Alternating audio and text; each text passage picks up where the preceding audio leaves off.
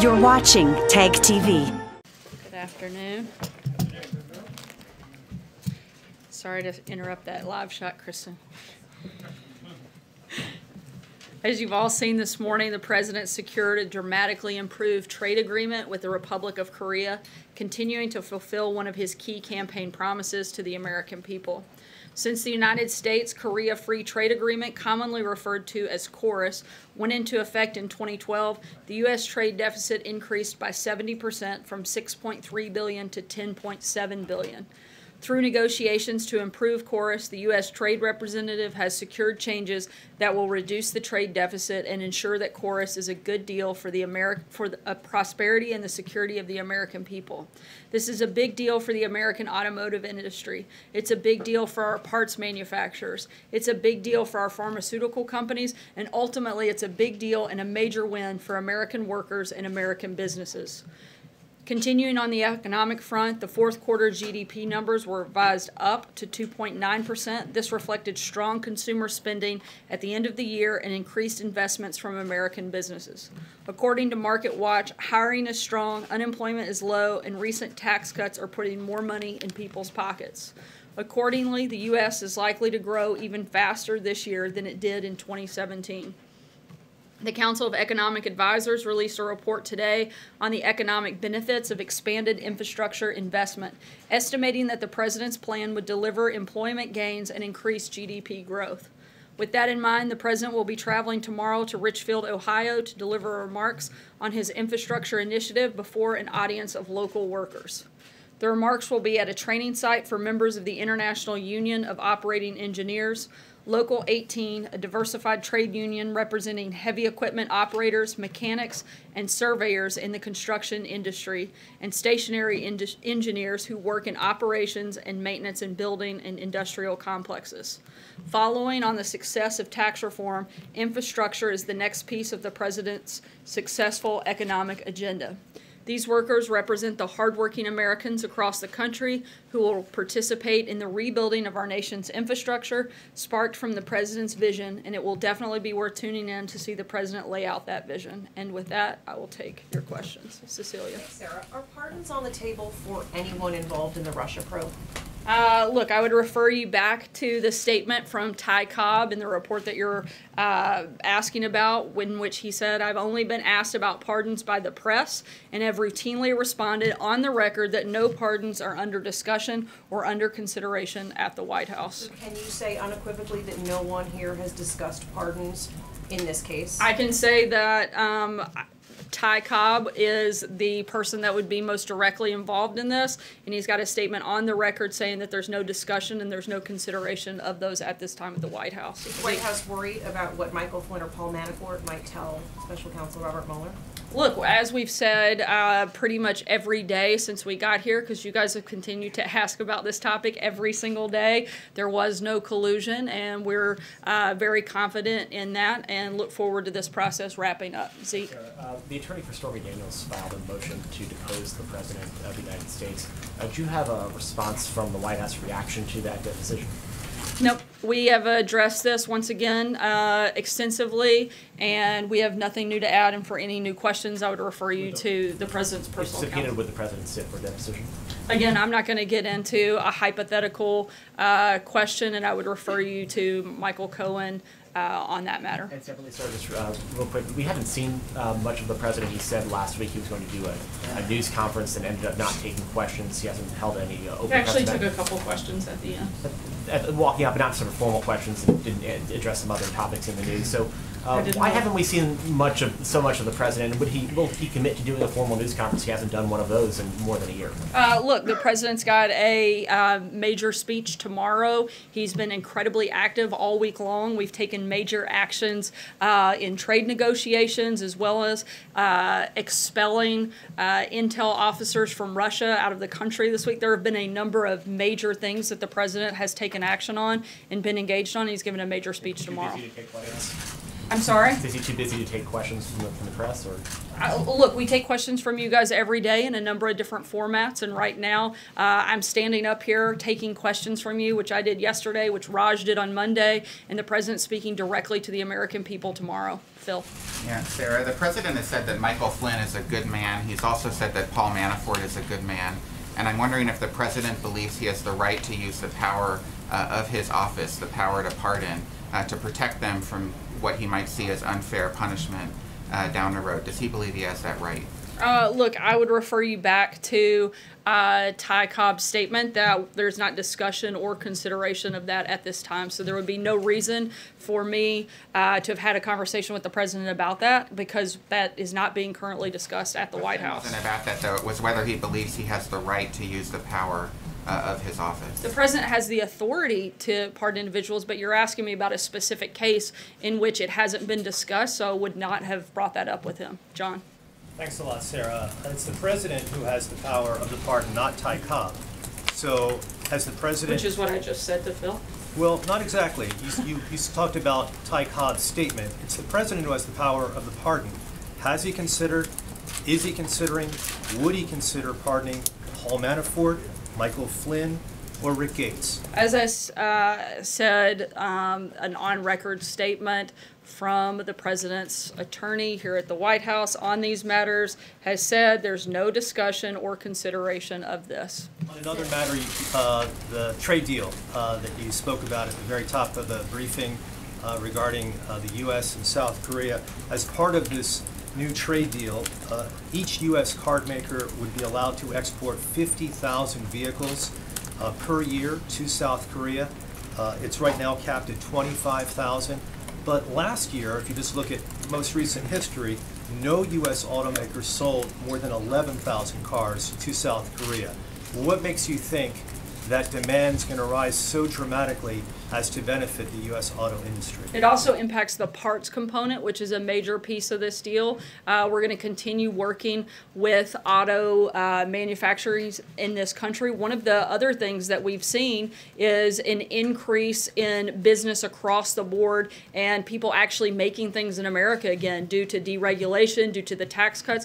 We expect business in America to grow and therefore the trade component to grow as well. But as to the automakers, do you believe that the actual number of vehicles sold will increase dramatically as a result of this trade deal last year, 11,000.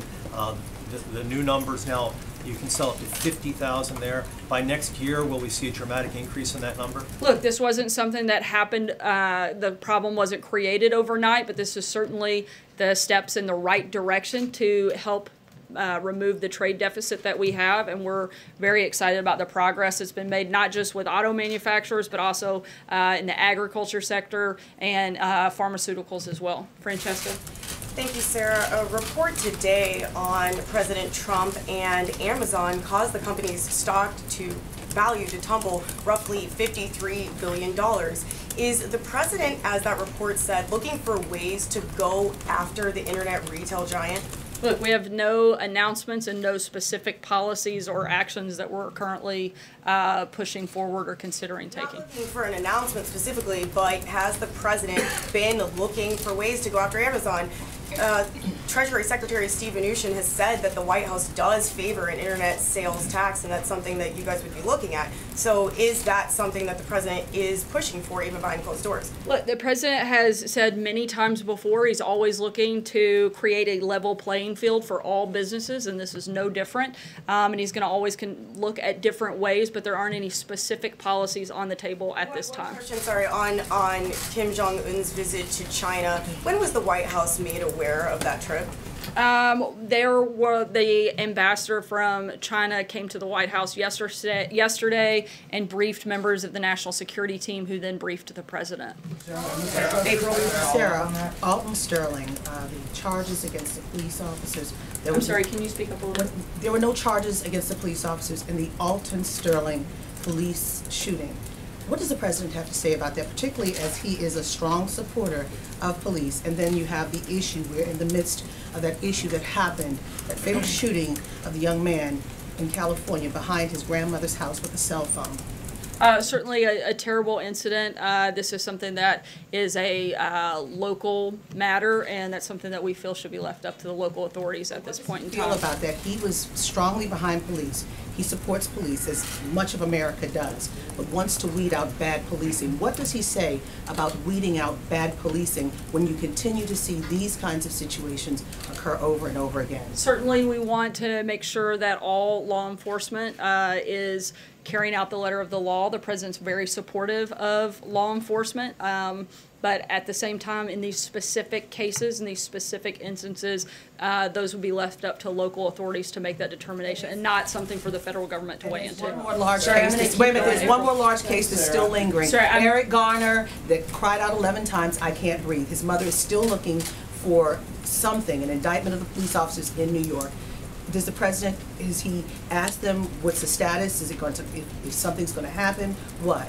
I'm not aware of any specific action. Once again, these would be local matters that should be left up to the local authority. Kevin? Thanks, Sarah. A quick one on North Korea, and then maybe a fast follow on the census. On North Korea, how would you characterize the administration's mood after the meeting in China between Kim Jong-un and President Xi Jinping? And I'm asking because on the one hand, the president's tweets almost sound optimistic, but at the same time, if we look back historically, when Madeleine Albright went over there, the North Koreans were sort of cheating the whole way through. So I would imagine there's also some skepticism.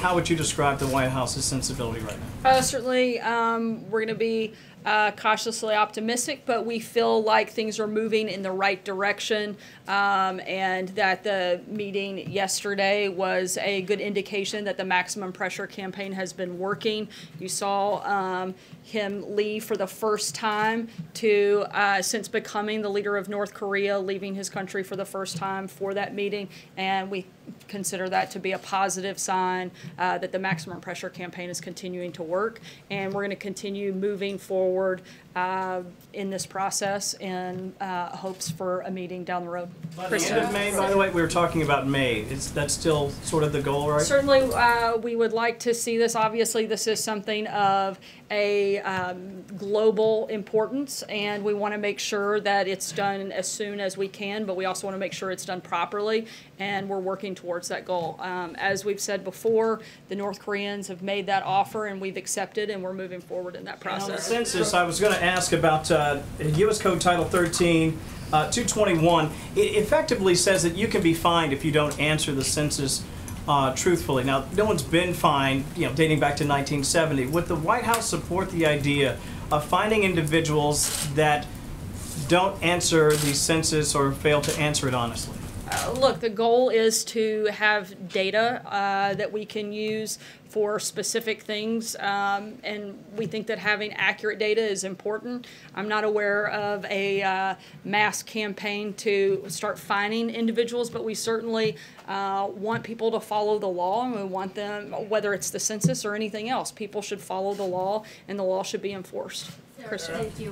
Ty Cobb's statement deals with the president, so I want to just ask you very specifically, did the president direct John Dowd to talk to the attorneys of Paul Manafort and Michael Flynn about potential pardons? I'm not aware of any conversations of that nature at all. Did the president have a reaction to these revelations in the New York Times? Again, did you ask him specifically? I did not talk to him about it specifically, but again, I've been in a number of conversations. It's never come up, and Ty Cobb, who would be the lead representative for the White House on these matters, has also gone on the record to discuss and declare that these conversations haven't taken place. Just follow up with April quickly, if I could. You said these are local issues, and with respect, this seems to be an issue that the entire country is grappling with. These tensions between communities of color and police departments. Does the president not need to show leadership on this issue? Look, we certainly, when the president has talked about a number of issues, we want to find ways to bring the country together, certainly not looking for any place of division. I think you've seen that in the policies that he's put forward. He wants to grow the economy, he wants to do that for everybody. He wants a better America for every American, and that's been a repeated thing out of this White House. But when it comes to the authority to on the rulings that have taken place in the last few days, those are things that have to be done at a local level, and they're not federal decisions at this point in time. There are a lot of African American moms all across the country feel as though their sons are dying. So doesn't the president feel like he needs to do something about that?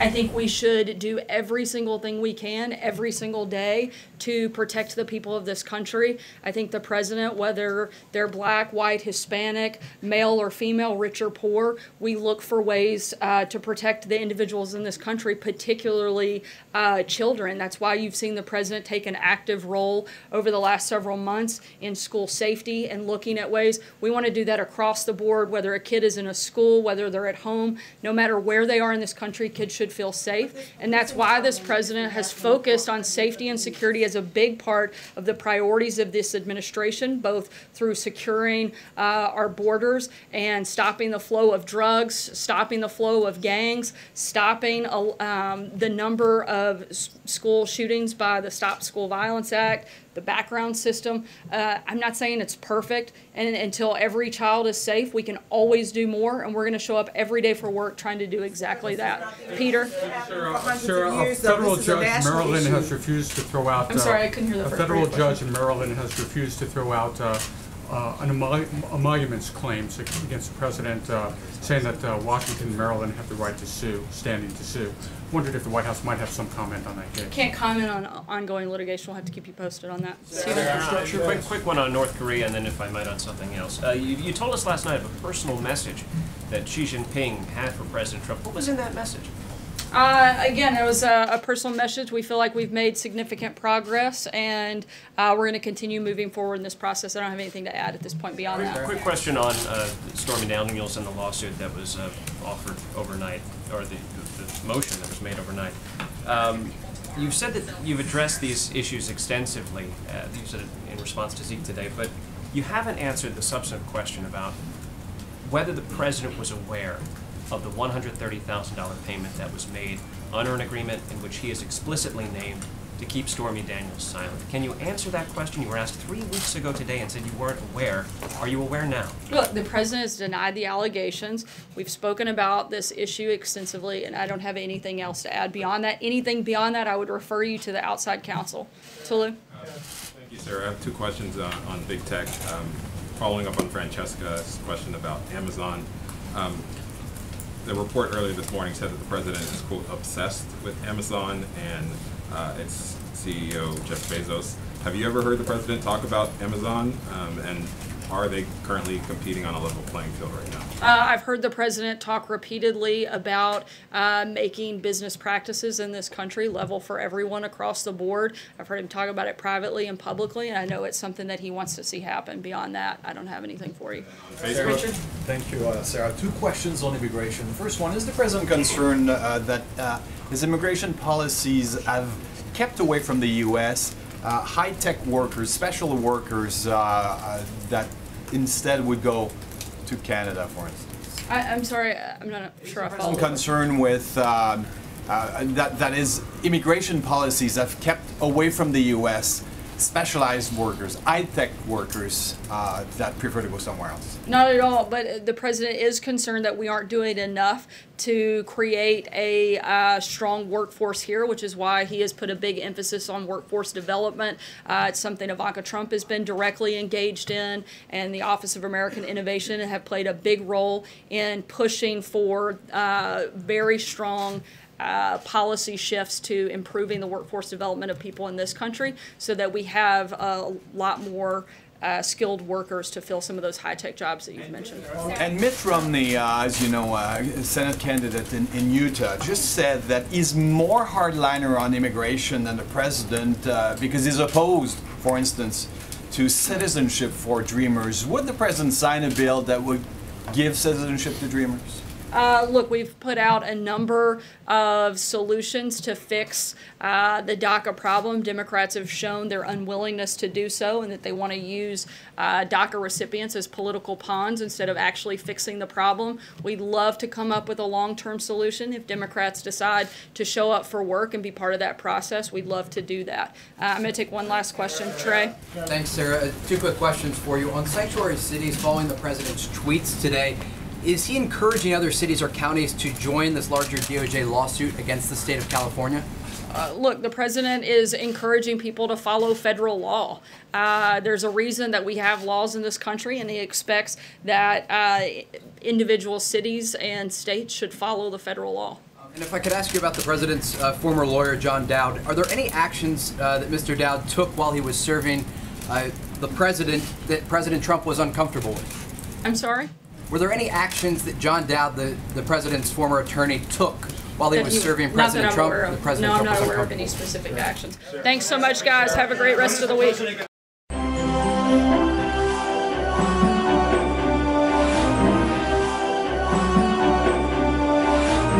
You're watching TAG TV.